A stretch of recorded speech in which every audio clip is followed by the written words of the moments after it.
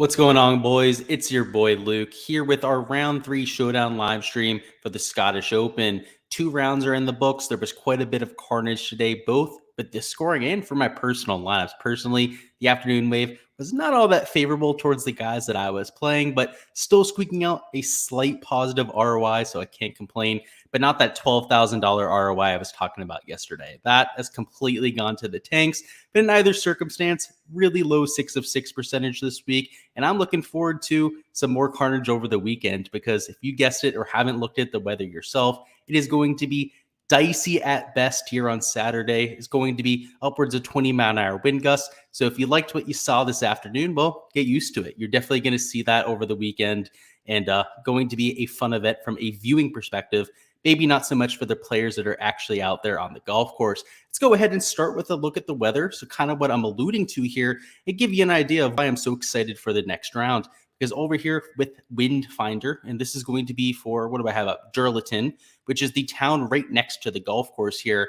On Saturday, we have absolute carnage. 20-mile-an-hour wind gusts the entire day, including sustained winds in the 17 to 21-mile-an-hour range. Now, while they are slightly lower in the morning wave, it's only about a 4-mile-an-hour difference, maybe a 5-mile-an-hour difference at the very most between the waves, which means even the guys in the morning are still going to be in relatively difficult conditions, but we don't have to guess on how the course is going to play. It played extremely similar today. So if we take a look at the wind finder over here for Saturday, you'll see, let's say for Friday, sorry, not Saturday, you'll see that there was also, sustained winds throughout the entire day. We expected that going in. And also wind gusts, they were a little bit more severe in the afternoon, but still there in the morning, right? It's not like they weren't pronounced. They were still in that 20 to 25-mile-an-hour range. And in terms of how the course played, you can see between the two waves, obviously, was harder in the afternoon, right? Played over 3 shots over par, but in the morning, still played plus 1.8. We take a look at Thursday, right, where the winds were much lower, it only played plus 0.4. So it was still a difficult golf course, but nowhere near as difficult as what we saw here in round 2. So with the higher winds here for Saturday also projected, and again, because we're dealing with the slate that's way ahead of us over there in Europe, these projections are a lot more accurate than they would be for most slates. So I expect very similar conditions to what we saw here on Friday, but we're going to see slightly better scoring, right? Because a lot of those lower tier players have been cut out of the field. Amateurs, guys that just weren't coming in with solid form, you're not going to have to worry about them. So perhaps in the morning, it plays maybe slightly lower than something like 1.5 strokes over par, something like 1.3, 1.4 strokes over par. And then in the afternoon wave, and this is important to talk about, and though the best players, the guys that are in form, will be teeing off towards the afternoon wave, which all the tee times, by the way, will push back 2 hours. So if you wanted to get some extra sleep this evening, be able to wake up right around 4 a.m. Eastern time, that's when they're going to be starting off with the tee times. You're going to be dealing with really crispy greens. And I think that's what's causing this difference, right? Because even on the first day, right, where obviously the wind was a huge factor there, it was plus 3.6 strokes. Day 2, plus 3.25. So even slightly better conditions in the afternoon. The wind was there. On Monday, it was really the greens that were baking out. I mean, they had them running at 11s there on Monday. They ended up baking out probably closer to 12, 12 and a half. Today, they started them at 10s on the Stimpmeter. They gave us that information this morning, and they were probably at least 11 and a half, maybe even 12s by the end of the day. So obviously, they tried to protect against that here in the second round. But that's an effect that's going to continue throughout the weekend. That's something that happens at link-style golf courses. Because it's more of a sandy soil, it tends to dry out a little bit faster than most. So you're going to see that round to round. I'm sure they're putting a ton of water on the golf course overnight to try and combat some of that stuff, but that's just going to happen. They have nothing they can do to avoid that. And I think you're going to continue to see that discrepancy between scores in the morning versus the afternoon wave for pretty much the entire golf tournament. So with that being said, let's talk about the players that I'm actually going for here in the third round. So I'll share my screen. We'll catch up on chat as well, see what you guys are saying. We got Sway McThunder down there in chat. What's going on? Hopefully you're doing well, man. We got Jeff Oswald says, how do we like dodging those landmines? Only 21 guys went under par today. Yeah, dude. There were plenty of guys like Mito. We obviously kept out of the player pool. But I had plenty of landmines myself. I mean, I played Cam Smith in Showdown today. I had him in 4-round lineups. Didn't miss the cut, but I mean, it's Scotty Scheffler, right? I played him in my Showdown lineups today. Did not go all that well. So I don't want to excuse myself completely there, Jeff. I definitely stepped on a few myself, but pretty much everyone in the field did.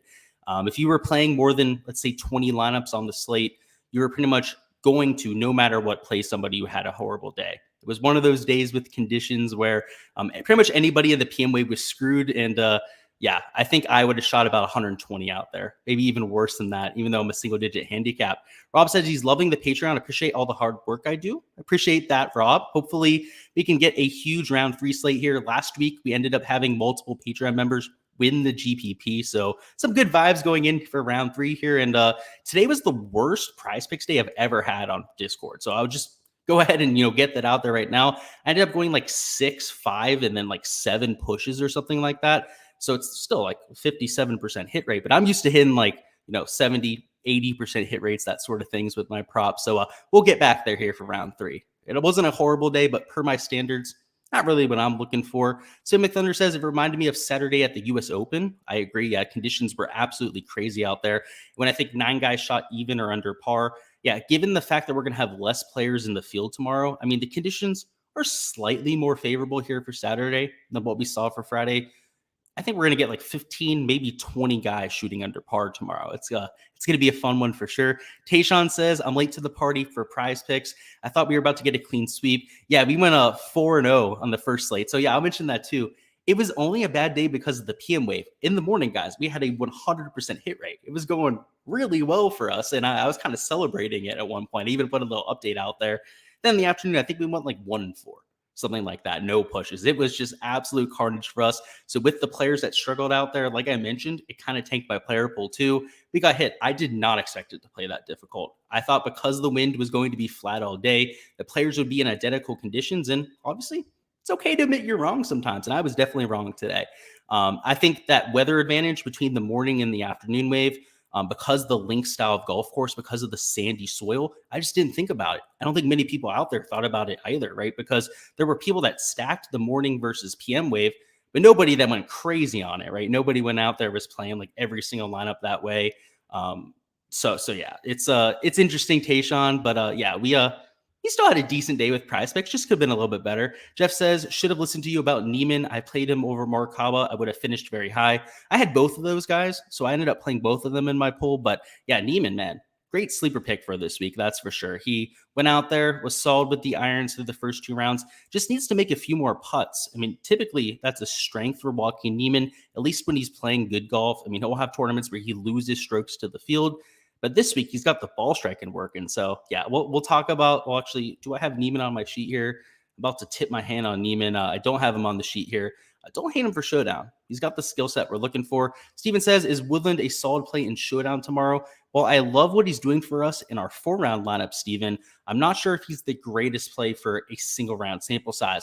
And most of that comes down to ownership. So let's talk about it. So we're going to start this with more of a strategy discussion more than anything. So with the gap that we see, right? We talked about the weather a little bit. Guys that are teeing off early are clearly going to have an advantage, might even be like a stroke and a half advantage over the PM wave. They're also the guys that are further down on the leaderboard, guys that are starting at +3, +2, even the guys that are starting at +1 are going to be teeing off right around noon over their local time or earlier. And that is going to be an advantage, right? Obviously, the guys at like +1 or even par, maybe slightly less an advantage as the guys that are actually at +3. But the one thing to consider as well is that those players are also going to be lower owned. When it comes to round 3 Showdown, round 2 Showdown either, a lot of the ownership is dependent on how a player played in the previous round. And not just how they played in the previous round, but also where they lie on the leaderboard. Because a lot of the people that are in these large field GPPs are casuals.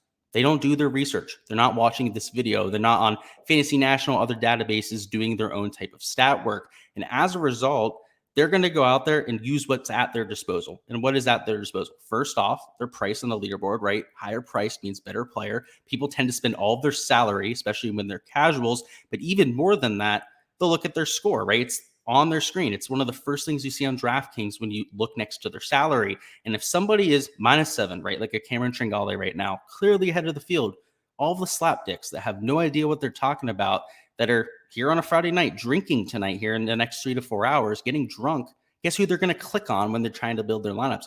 Oh, that guy's -7. He must be having a really good tournament. I'm going to play him, right? Tringale shot 2 over par today. He looked like absolute dog shit for his last 14 holes, but he looked great his first 4, right? What was it, 2 or 3 under for his first 3? mean, he ended up 2 over par for a reason. I mean, he really could have shot 3 or 4 over par, and I don't think that would have surprised anyone. So I expect that type of movement for, chalky players like that to be there. I mean, what? Tringale, I have him projected for over 20% ownership. Not going to give you the exact number. I think it's over 30% ownership on Cameron Tringale. But you have other pieces of chalk in this range up here. Just to give you an idea, like a Matt Fitzpatrick, right? You have a ceiling round today who's going to be potentially even 40% owned. Now, I have him a little bit lower than that in terms of my personal projection, but in those single entry, higher dollar contests, I mean, you're going to see 40% plus ownership on Matt Fitzpatrick tomorrow. And when you're looking at a large field GPP, which is what these picks are catered for here, you don't want to be playing guys that are 40% owned. Just does not make sense. I mean, game theory aside, right?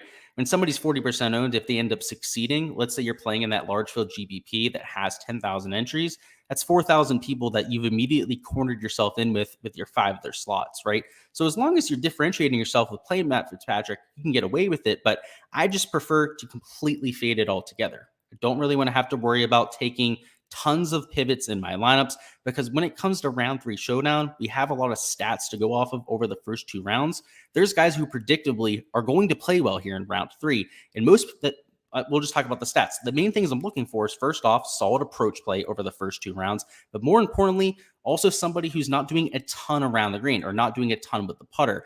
Somebody who's gone out there and gained 5 strokes of the putter, even a putting specialist, does not ring the bell for me, does not do a whole lot for me, because, let's say, for example, Brendan Todd, goes out there, gains 5 strokes of the putter, but everything else is right around a neutral. For him to go out there and gain 5 strokes putting, there's a lot that has to happen. I mean, even the best putters know that there's luck in every single putt that you hit. And there's going to be rounds that even where, like a Jordan Spieth, for example, even months for Jordan Spieth, right, where he goes into an absolute slump. I mean, he was losing 3/4 of a stroke per round with the flat stick. You're going to go into those type of lulls. So even the best putters, like the guys that consistently, greatest of all time type of putters like a Jordan Spieth, are going to have those down performances. I'm not going to count on it. It's extremely volatile. Even round to round, it's volatile, or even tournament to tournament or year to year, it can be volatile. I mean, look at Rahm, right? Last year, Rahm was an unbelievable putter. He was in the top 25 to top 50 on the PGA Tour when it came to his putting stats. This year, he's like in the bottom 100 or bottom like 100 to 200 on the PGA Tour list when it comes to his shots gained putting. I mean, do you think he just forgot how to putt, or do you think it's just a volatile stat, right, where things can chain together, kind of like a blackjack streak, where you can go in like winning 7 to 8 blackjack hands in a row? It's not because you're getting hot or you're on a heater or whatever. It's just coincidence. It's circumstance. It's a volatile type of outcome. So that's why I try to fade these pieces of chalk, because it's a volatile sport. You're talking about a single round sample size and 40% ownership on Matt Fitzpatrick. I mean, you borderline have to lock him into your lineups to get any sort of meaningful leverage. And you're going to tell me you're just going to take 100% of one player out of the what is it, like 69 players that are in the field right now for the next round? And you say that he's going to be one of those 6 optimal plays 100% of the time? I mean, it's just, you're full of shit if you're saying that, right? You're taking a guess. You're just hoping that he's going to be in the optimal lineup. And while he very easily could, right? He's playing solid golf to this point of the week. You're playing yourself. Like DJ Khaled voice, you're playing yourself, right? You played yourself. You're playing somebody like Matt Fitzpatrick tomorrow. Other guys are chalk. I'm just going to go over generally who I think is going to be higher owned. I'm not going to give you percentages. Xander Schauffele will be chalk. You have John Rahm, who will be extremely chalky. You have guys like Terrell Hatton going to be extremely high owned. Tringale, we already talked about. Gary Woodland will be extremely highly owned. Rasmus Hogard will get some attention. Thomas Dietrich, because of his round today, will get some attention. Moving on a little bit further, let's see who we got for chalk. Ricky Fowler will get some attention. It's Ricky Fowler, and he's in contention. So he will be getting a few looks from the slap dicks, that's for sure. Let's see who else we got. And there's other pieces of chalk. I just got to make sure I can point them out here. Doug Gim. Doug Gim will be relatively high owned. And I say relatively because for a 6K golfer, he's going to be like 5 to 6 times more owned than all of his peers. Moving up a little bit further, I know there's a few other pieces of chalk I forgot to go over. Let's see. Jordan Smith will be relatively chalky, and that's relatively chalky for a 7K golfer. Not as chalky as a Tringale or a Gary Woodland, but he'll get up there in terms of ownership. And yeah, that's about it for the chalk, right? There's guys that are predictably going to be high owned that either played well during this round or in general at the top of the leaderboard. Like I said, the slapdicks that are out there just making their lineups by hand tonight are going to say, oh, Tringale's -7, or oh, Matt Fitzpatrick's up there in the top 5, and he's a good player. He just won the U.S. Open. I know that, right? we're going to play a ton of Matt Fitzpatrick. That's what's going to happen with a lot of people with their lineup. So in general, I'm taking the pivots, the guys that are going to be low owned, and we'll talk about some of these players. So first off, Cam Smith at 26.7% may seem like a relatively high owned player, except when you consider everybody above 9K is going to be extremely high owned because there's only 6 of them, right? 1, 2, 3, 4, 5, 6 the last time I counted.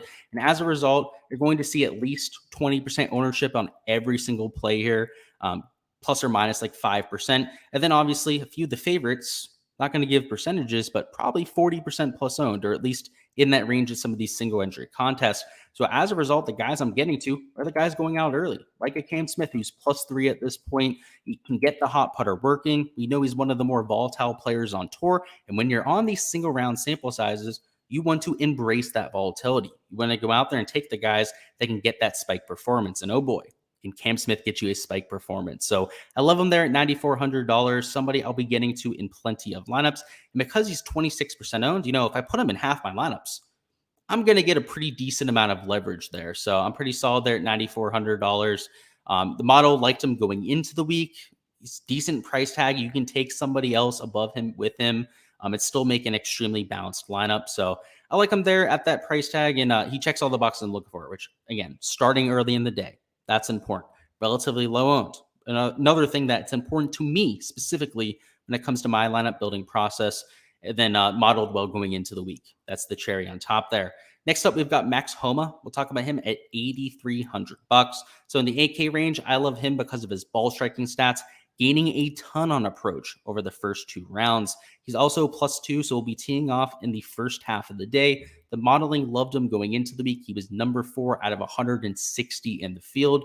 And in general, Max Homa has got the volatility, kind of like a Cam Smith we're looking for, where if he goes out there and he gains with the flat stick, he can shoot 6, 7 under par very easily. And while tomorrow, that's very far-fetched, right? The conditions will be tough. Shooting 4 under par tomorrow could very well be the optimal performance out of all 69 players in the field. So I like him there at that price tag. He checks all the boxes once again, relatively cheap. I think he's more than doable at $8,300. In fact, could probably be your 3rd man into lineups or even a 4th man in for extremely balanced builds. You can move forward that way. So I'll have plenty of them. Only 14.8% ownership. So I guess because he didn't have the best round today, he's kind of just been middling through the first 2 rounds. I'm expecting people to be a little bit bored with him, right? To kind of get tired of playing Max Homa. I'm going to sit there, be a stubborn MFer out there, make sure I'm not running away from it because I know he's volatile. I know he can be a little bit random and spike randomly from day to day. And hopefully tomorrow is when we get the positive end of that volatility. We'll catch up on chat, see what's going on. I can see there's quite a few comments down there, and we'll catch on them. We'll see what's going on. See what we got. There's quite a few questions, so we'll be doing this for a few minutes. So bear with me here, guys. Again, Nikki says, I seen on Twitter that Homa went to play 18 at a different course after his round today. Good or bad, that's good, right? If somebody wants to check out from the golf course, that means that they're fatigued. They want nothing to do with golf anymore. If you played a solid round of golf, a lot of times I try to stay to play another round, right? When I feel like I'm close to, breaking through or something like that, I usually go to play another round of golf. So I didn't know about that, Nick. That makes me like him even more because, again, he wouldn't be out there unless he was engaged with his golf game, unless he was actually having a good time. I would be much more worried about a guy like Ricky Fowler, for example, who we saw on the golf course drinking beers after his round today, watching Jordan Spieth play. And while I don't want to give shit to Ricky, I'd probably be doing the same thing, to be quite honest with you. I'd much rather see Max Homa, right? Who's going out there and actually playing golf. So I think it's a good thing, Nick. Thank you for pointing that out, by the way. I didn't see that. And I do think that's something that actually makes him a stronger play. Patient says, if you haven't signed up for the Patreon, go out and do it. I definitely recommend doing that too. Nick says to smash the like button, so I couldn't agree there more too. Make sure you go out and do that. We're trying to grow this channel, guys, right? Try and show me some love there. Let me know you enjoy this content. Ray Flores says, thoughts on Jordan Spieth? Have a bunch in tournament long. He seems to be steady. He had the hole in one today, so that clearly boosted a lot of his fantasy stats. I just think he's going to be a little bit popular. He's towards the top of the leaderboard. He was relatively popular going into the week, which kind of surprised me. I thought he might be like 3-4% owned just because he was a European Tour player. Not as many of the American fans are as familiar with somebody like a Jordan Spieth, but I think I have him projected near 19 to 20% ownership. That to me is just way too high because, I'd have to play at least 40, probably 50% of Smith in lineups to feel like I'm getting that adequate leverage. And I don't think he's going to hit more than 50% of the time. Now, do I think he has a chance of being in the optimal? Certainly, right? But it's probably closer to like 10 to 15% than it is 50%. So that's my take on him there. If you're playing in cash, I think he's more than adequate of a play in that type of format. So McThunder says, fade the chalk in sports that have high variance. That's my role. Not always easy to follow, though. That last point is really what I want to hunker down on. It's not always easy to follow, right? Because there is a reason why Matt Fitzpatrick is going to be 40% owned tomorrow. First off, he smashes over the weekend. His weekend stats are among the best on the PGA Tour. He's also a great wind player. He has that going for him tomorrow. So even though he's in the wind, he's great there. Obviously he's in contention. Won the U.S. Open, his last PGA Tour start, right? He has everything going for him. So yeah, like I said, it's not always easy to do, but especially for Showdown, I'm a lot more willing to do it. Now for 4-round stuff, if I'm really sold on a piece of chalk, you guys know me, I'll eat it. I'll go out there and I'll play the guy. But for Showdown, it's a hard, fast, steadfast rule. No matter what, will fade the chalk because it is an unbelievably volatile sample size. At least over 4 rounds, there's a little bit of time to make up for a mistake or to normalize for like an albatross or something like that, or a few lucky birdies. Single round sample size, you only have 18 holes. You're going to be screwed with that. That's for sure. Chris says Xander and Fleetwood hit the birdies. Thank you. Yeah, they did. Obviously, the only miss, who would it end up being? Keegan Bradley. Keegan Bradley's bum ass ended up missing to Tringale. Even though Tringale shot 2 over par, I believe Keegan Bradley shot like 6 over par. So obviously that didn't work out. But hey, Chris, glad you hit on the other 2. Tayshawn says, I don't even want to hear about Rahm. Yeah, Rahm, I'm not even playing him tomorrow, to be honest. Well, actually I am, but I shouldn't say I'm not playing him because I am, actually. He is in my player pool. He will be in at least half my lineup. So that was just incorrect what I said right there. But I'm not loving it because he's chalky. He's going to be one of those top 5 to top 10 owned plays on the slate. Probably top 5 when it comes in terms of ownership. And I'm not loving it, but I have a really weird feeling he's going to go out there and have a solid round. He was hitting the ball solid today. He wasn't making many putts. He missed a lot of those 5 to 7 footers, which are those 50 to 60 percenters when it comes to make percentage. And those really make or break your round. If you get on a streak making those, you make 5 or 6 extra more than you should. That's how you shoot 4 to 5 under par, is making those 50-50s or those 60 percenters that a lot of the players on tour don't make. And we'll have to see. I'm playing them just in case, but I kind of feel you on that. John Rahm didn't have the best day, that's for sure. Jeff says Vegas or Ju Young Kim. So Ju Young Kim is an absolute boss. We played him today, eagled the first hole. So obviously played pretty well when it came to Showdown. He shot 1 over par, but put up plenty of birdie production. I'm not going back to the well. I expect him to be a little bit more popular because of how he played today, also his position on the leaderboard, and also tees off later in the day. So it has to deal with the harsher conditions out of the 2 waves. So I'm not huge on him, but I love him long term. So I would take Vegas there. So what is Vegas? I know Vegas is like, even par, something like that. Where's he at? Johnny Vegas. He's even par. Okay, so he should be teeing off towards the middle of the round. It's not a huge difference, right? It's even par versus 1 under par, something like that for the other player. I'd go Vegas. Vegas has the higher floor. Vegas has been first round leader multiple times. He has enough volatility to get us that ceiling performance. And I think Ju Young is going to be higher owned than you might expect because of his round today. Hef says thoughts on Dietrich. I'll be fading him because of ownership. He had that really solid round today. That anytime somebody goes out there and has a top 3 performance like he did, only Matt Fitzpatrick and Xander Schauffele had a better round than him yesterday. He's going to be extremely high owned. So I'm not going to be on Thomas Dietrich. I expect him to be a solid play. I mean, if he was going to be 4% owned, I'd be on Thomas Dietrich, right? I'd be completely fine with the play. Might not be in my personal player pool, but I'd understand getting to it. I mean, he's going to be at least 10, maybe even 15% owned tomorrow. That's when it becomes an issue for me because you have to use him in like 30% of your lineups, right? You can't go out there and half-ass it when it comes to your exposure. You got to pretty much go all in to try and get leverage to the field there, and not something I'm willing to do. Jeff says Rahm dropped at least 3 F-bombs today on ESPN Plus and caught it live. I saw that. I think it's great. I'm glad that he's kind of being exposed for it because on PGA Tour Live in the past, particularly when it was being done by NBC and not ESPN Plus, would censor it. They would immediately go away from Jon Rahm when he hit a bad shot. They wouldn't even give him the opportunity to make himself look like a clown. In fact, he threw a golf club at one of the people that was shooting the coverage for ESPN Plus a few weeks ago, and they tried to cover it up. They tried to make sure that no one would see it. And literally in the background, he threw a club and it almost completely yeeted one of the camera women in the face. I'm glad they're catching it on camera. I like John Rahm. I think that it's great that he's fiery, but some of the stuff he says is just borderline childish. Like the whole F-bomb, nice effing draw, blah, blah, blah. You guys know what I'm talking about. The whole explosion today. I think it's hilarious, but yeah, we'll have to see. Tayshawn says, yeah, I used to be a slapdick. Hey, at least you admit it, right? We all start from somewhere. Leverage is the key to either winning it all or being a good amount or not trying. That's the thing, right? If you go out there and you play chalk, you've got to hit the nuts. Like you've got to go all 6 players, all 6 optimal plays to end up winning your lineup. If the chalk fails and you make these leverage plays, or let's say, right, even if the chalk doesn't all fail, let's say it's just like decent, right? The chalk's just like above average.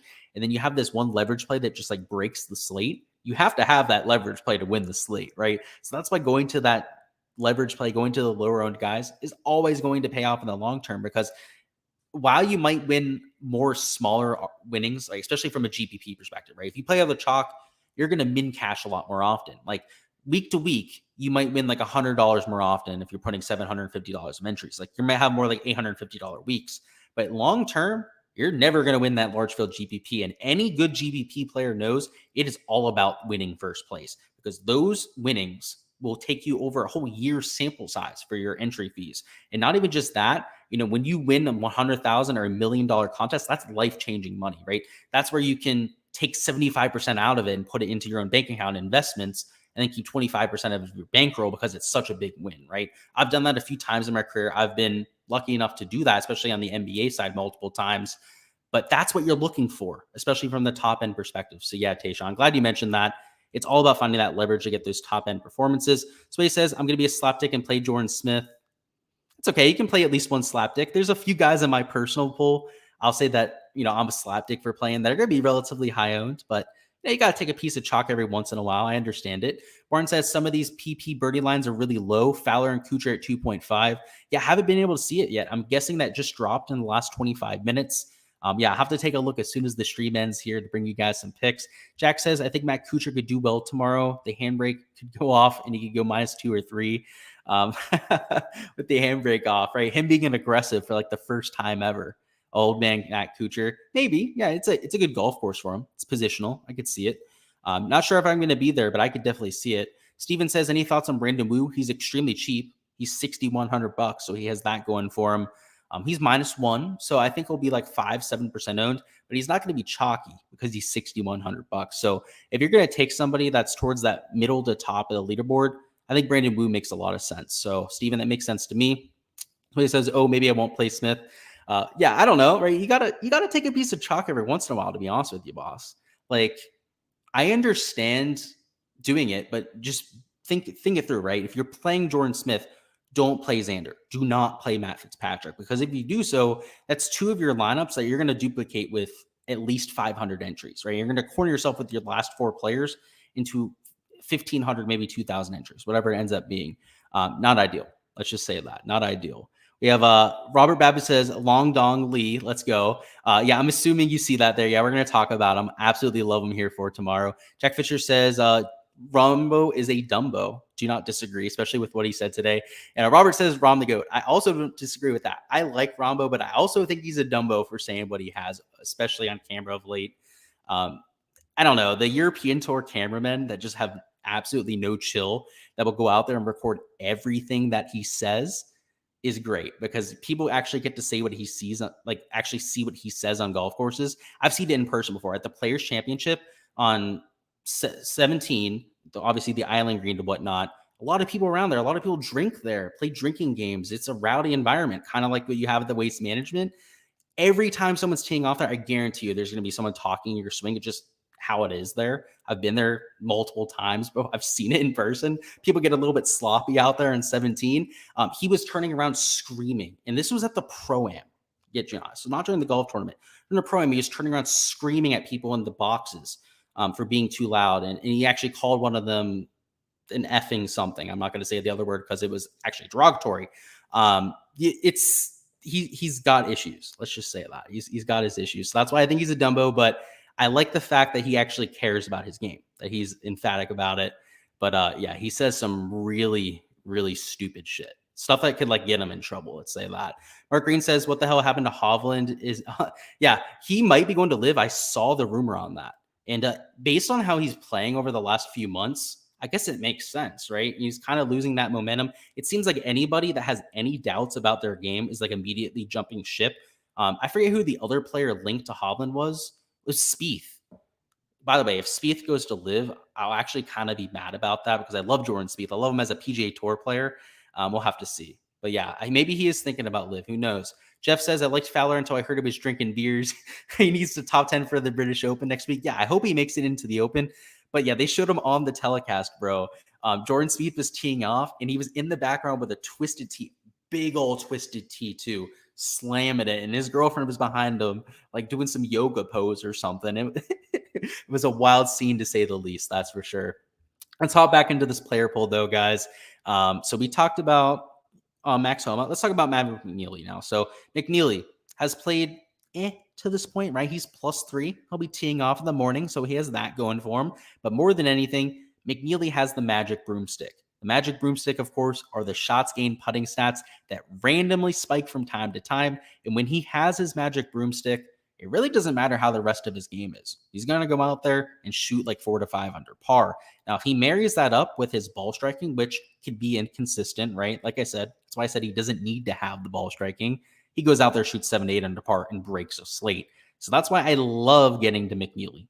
Pretty much every time I'm playing Showdown, and he's going to be relatively low owned and is a reasonable price, I'm getting to him in bunches. So shouldn't be a surprise to see him there. We'll be teeing off in one of the first groups off in the morning.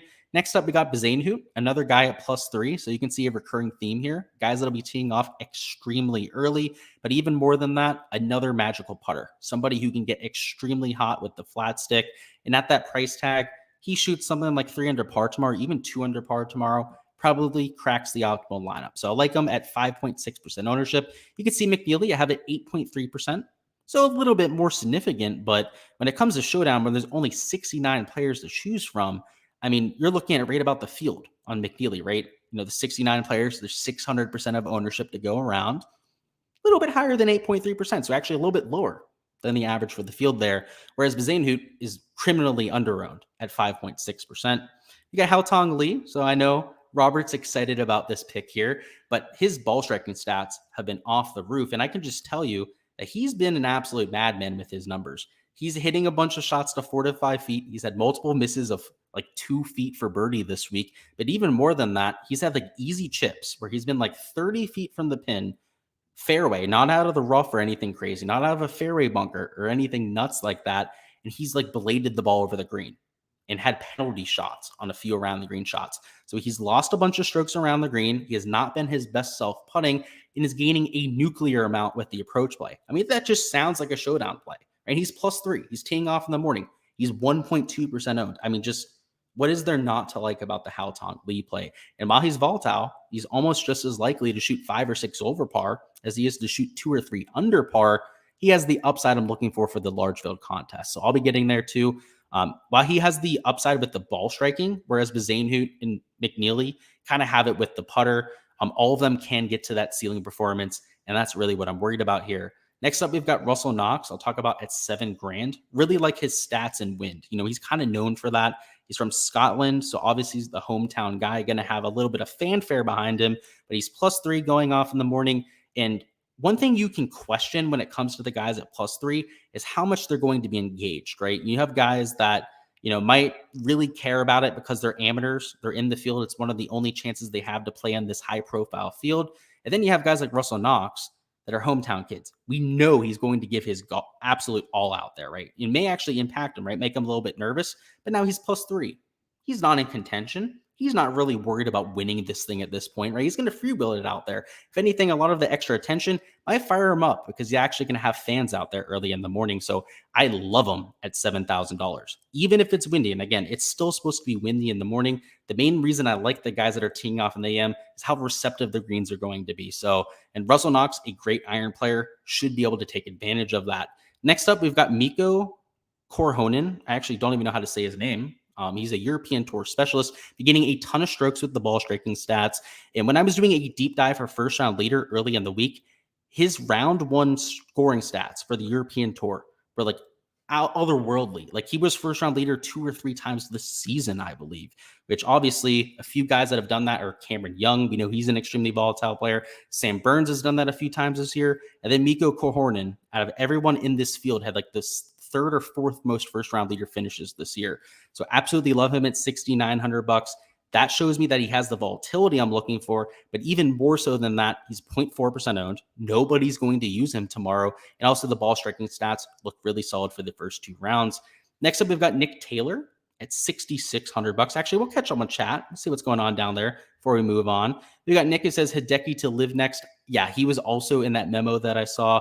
It was Jordan Spieth, Hovland, and Hideki that were all rumored to go. So he says Decky is leaving for live, would be terrible for the PGA.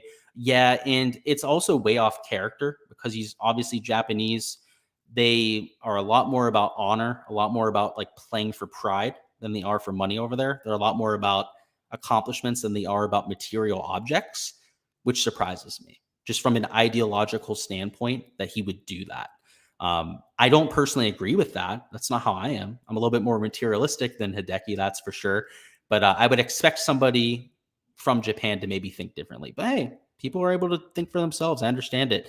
Nick Barr says, look at Ewan Ferguson. Yeah, we'll talk about him. He's not going to be, actually, we'll talk about him right now. So he's not going to be somebody I feature during this video. He's from Scotland, so clearly used to the conditions. He's a young up and coming, I guess, DP World Tour. I don't want to call him amateur because he's not an amateur anymore, but DP World Tour standout that has flashed a few flashy performances this year. He's not the most consistent player. He's not going to grind you out a bunch of cuts, but kind of like a Miko, he goes out there and he finishes first. Well, he hasn't finished first round leader this year yet, but he's had other rounds, like in rounds 2 through 4, where he's had the ceiling performance this year. And that's kind of what I'm looking for, right? Is guys that can go out there and have the best round of the day, depending on what event they're at. He's done that before, so I like that. That's what I looked at when I was doing a deep dive. He's from Scotland, and other performances in general, they're hit or miss. Like, he either makes the cut and he finishes in the top 25, or he misses the cut and he's like 20 over par. And for Showdown, that's kind of what I'm looking for. We got a question about Fox or Cantlay. That would be Cantlay for me for sure. I actually kind of like Fox too, though. So obviously, depending on how much salary you have left, maybe take Cantlay if you have the salary, Fox if you're trying to be a little bit more flexible, but I love both of them. It's like choosing between 2 of my favorite children there. Jeff says, did you see guys, Pat Perez on Twitter dancing the Live Tour party plane? Yeah, I'm sure he did. He's a character about all that Live stuff. He's being an absolute savage. Hef says, Noren or Nick Taylor. It's going to be Nick Taylor for me, who we'll talk about here in a second. And Barry says, hey, Luke, what does GS mean in Gsluke? It means Grand Slam. So I mentioned it a little bit before. It's a nickname I got super silly as a child. Ended up hitting 2 Grand Slams in a row in a game, which obviously it's pretty hard to do that, but it's not otherworldly, right? It's not like it was super crazy. I just stuck with it. It's something I went with. It was sports related. It's a nickname that I had, and that's what GS stands for, Grand Slam Luke, which I don't do any sort of baseball content here on the channel. So that's why I don't like to talk about it. That's why I don't mention it all that much. But yeah, that's what it stands for. Maybe someday I'll rebrand. I'll change the name. But as for now, we're sticking with it. Let's talk about Nick Taylor, though. So I know we just got a question about, choosing between 2 players, and one of them was Nick Taylor. I love him on this slate. First off, super low owned. 0.8% is what I have him at. But more than that, he's got the ball striking stats I'm looking for. And at one point today, he was 3 under par. He had one of the best rounds of the day, completely threw it away. In fact, almost ended up missing the cut. That's how bad he played over his last few holes there. But I love the ball striking stats. We've seen him flash over the last 3 to 4 events that he's had. In fact, a few top 25 finishes, is starting to make a lot more cuts in this 2022 year. And in general, at $6,600, he's just mispriced. He could easily be $7,400, $7,300. That would make more than enough sense to me. And at $6,600, you're getting a lot of flexibility. Another guy who's teeing off early, he's +3, so we'll get the best conditions of the day, and you're also getting super low ownership. So kind of the trifecta, right? Value, teeing off in the morning, has the skill set we're looking for, I guess quadfecta, if that's a word there, and low ownership.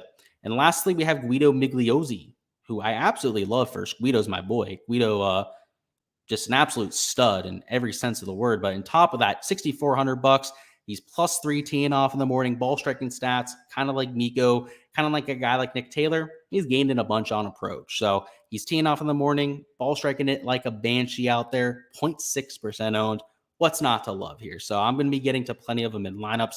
And even more so than Nick Taylor, you get a shit ton of salary flexibility. I mean, if you want to play 3 guys in the 9K range, maybe even 4 of them, right? And I'm not going to give you all the guys I'm playing up here. You could probably figure them out based on the fact that I'm feeding the chalk. You just take Guido, go ahead and take Nick Taylor in your lineup, and it's like 4 guys in the 9K plus range. You could probably make that work, or at least get close to it. Maybe you have to take somebody in the 8K range. But in either circumstance, Guido, I mean, he's used to links conditions, right? He plays over here on the European tour, top 50 recent form rank. That's from his US performances, which there hasn't been all that many over the last year. But he played well at the US Open, played well. It wasn't the PGA Champion, it was the Masters, Masters and US Open. Played extremely well in 2021. And I think he's a higher upside play than people are giving him credit for. So I'll certainly be playing him in a few lineups here for the third round, especially if you can get the putter working. That's kind of what's held him back to this point, why he's +3 at this point. Just needs to cash in a little bit more often, right? Is setting up those opportunities that we're looking for. Just needs to capitalize on them a little bit more often. We'll go ahead now and go to the strategy side. I'm going to go ahead, bring up Draftkings, and talk through at least how I'm going to start to make some lineups. And there's a rule with Draftkings that I've been aware of, but I'm getting even more aware of now because people were saying I was going to get banned for making lineups on stream for you guys. But we're going to get a loophole around it, because if we only go over my top 4 plays for a GPP, apparently that's not against the rules. But if I give you all 6, apparently that's godforsaken, like Voldemort shit. You can't do that. You're going to get banned from YouTube. You can get banned from everything for doing that. Hey, if I give you my first 4 picks for a cash lineup, apparently that's just fine. So let's go ahead and show you what those will be. So first off, we talked about Cam Smith. Absolutely love him. We know somebody like Max Homa makes plenty of sense. If we go into the 7K range, I mean, we're talking about a cash build, right? We want to take the absolute safest plays we can take. So Hal Tong Lee would not fit that description, right? Obviously, a little bit more volatile. You go to the middle of the 7K range, Bazain, he's a pretty consistent player, so we could probably take him. And if we go to the bottom of the 7K range, it probably takes somebody like a Russell Knox. Where is he at? He's like $7,000, right? Yeah, Russell Knox, who we expect to play well in windy conditions. That leaves you with $8,900. So you can see, as long as you're starting in the 9K range, you can be as balanced as you want about this. And like I said, I can't show you the last 2 spots, right? But imagine you could figure it out. You have $9,000 remaining. You don't have to be Einstein to figure out who probably the 2 best plays would be there. But these are the type of guys I'd be trying to get to. Max Homa, great ball striking. Cam Smith is always solid from a single round sample size. One of the highest birdie better percentage players we have on tour. Bazain, extremely consistent. And like I said, Russell Knox's ability in the wind is something that I'm actively looking to target, especially from a cash perspective. So that's how I'm starting a lot of my cash lineups. From a GPP perspective, I'm trying to be a little bit more unique about it, right? If I'm going to take somebody like John Rahm, who I am tomorrow, right? Like, I kind of spilled the beans on that a little bit earlier there. Maybe start with him and take Cam Smith, right? Be a little bit more aggressive about it. That puts you at $7,500, which isn't anything crazy, but it is going to force you to be a little bit more unique. So maybe for the next man in, you take somebody like a Max Homa still, right? We're a little bit aggressive about it. And maybe let's put a Jordan Spieth in there. Let's be kind of crazy about it. That puts you at $6,300. Now, in a large field GPP, let's say you really liked all 4 of these plays, you could still get away with playing all 4 of them, especially because you have $6,300 remaining, because the guys that you're choosing from to round out your lineup are, shoddy at best. I mean, someone talked about Brandon Wu. You could go that direction if you wanted to. Hoffman's there. We talked about Migliozi. Obviously, I like him a whole lot. So maybe you'd go with like Wu and then go up to somebody like Nick Taylor. You'd probably be able to fit that in. Or maybe you take Migliozi, for example, then you go down here and take Charlie Hoffman. Something like that, right? I don't know. It's your own lineup, guys, for GPPs. But if you want to be extremely aggressive up top, you are going to be able to do that. But maybe a little bit more realistically is to be a little bit less aggressive, right? Going here to the 8K range. I talked about Ryan Fox, pretty decent play rate. That puts you at $6,600. Take somebody like a Nick Taylor, for example, and round out your lineup with somebody down there in the 6K range. So it depends on the type of lineup you're going for. Like I said, for cash lineups, I try to be a little bit more balanced with them. And for large field GPPs, I try to fit in a lot of the studs that I like, right? I try to take shots down here in the 6K range. Now, not every lineup is going to be this aggressive. Obviously, there's going to be quite a few where I'm living in the 7K range, right? Where I'm starting with, Rahm, Smith, and Homa, something like that. Maybe as my third man in, let's go down here to Mcneely. I mentioned him, and taking 2 like 7K golfers, or maybe one in the 7K range and one in the top of the 6K range. All those sort of builds would make sense for GPPs because we're not taking the chalk. right? If we were taking, let me show you what the other example would be. Let's say we're taking Fitzpatrick and Xander Schauffele together, for example. Then we really have to think differently. Even though we have $7,300 remaining, I mean, we're going to have to leave salary on the table. And you're talking about like 240% owned plays. If we wanted to go in there and add a Bazain hoot at $7,400, I wouldn't be comfortable spending $7,200. I wouldn't even be comfortable taking 70. I mean, sure shit wouldn't take Hal Tong Lee, but I even wouldn't take anybody down to like $7,000. I mean, I'd want to leave at least $300 on the table. Because when you're taking all that chalk, I mean, like I said, you're cornering yourself into so many other lineups, and you want to avoid at all costs going out there and duplicating yourself and really, really impacting your long-term ROI. So that's all I've got from this strategy perspective. We'll see if there's any questions we got. So let's see what we got. We got Nick Marsh, who says, with your putting recently, do you think you can change into a green stud? I would love to think that I'm going to continue that type of form, but it's unlikely. Kind of like I said with these other golfers, when somebody gets on a hot streak on the greens, it's exactly that. It's a hot streak. It's going to come to an end at some point. What he's talking about, guys, is I've shot like, I believe it's 5 rounds at this point of +3 or better, and I've made at least 3 birdies in all of those rounds. And the putting is completely why that's happened. My ball striking has actually regressed from where it's been over the last few months. But yeah, Nick, I don't think it continues. I think we see some of that negative regression sooner rather than later. We got Jeff, who says, seems like you could leave 1K or more on the table for round 3. Would you do it? Not against it. Maybe don't do it for single entries or cash lineups. I don't think you have to be that unique for those contests. But if you're playing in the large $20, maybe the $5 GBP that they put out there, makes sense for those sort of contests. So that's what I'd do there, Jeff. And Mr. Joshua says, just join the Patreon. Could not like that anymore. Like to have you on the team there. Welcome to the team. And if you need an invite to the Discord, just make sure to go ahead and message me on Patreon. I'll make sure to shoot that your way. But Nick Mars, with the last comment we'll touch on here, says, instead of Grand Slam, just tell everybody it's green stud. Hey, maybe I'll go with that from now on, right? We don't have to completely rebrand the channel. Just change up how we're explaining it, right? Maybe it's a little shortcut to that. But either way, guys, I appreciate you stopping by. As per usual, going to do the same thing for round 4. So expect a live stream probably right around 6 p.m. again for round 4. And for Sunday, we've got placement points at play. So obviously a lot of strategy, a lot more condensed ownership on the guys up top. So if you thought Matt Fitzpatrick and Xander are going to be chalk today, just wait until the guys at the top of the leaderboard tomorrow are like 50 to 40% owned. So of course, a lot to talk about there. But until then, guys, best of luck with all of your round 3 lineups. Prize Picks video dropping in about an hour, so look forward to that if you're playing Prize Picks, and best of luck.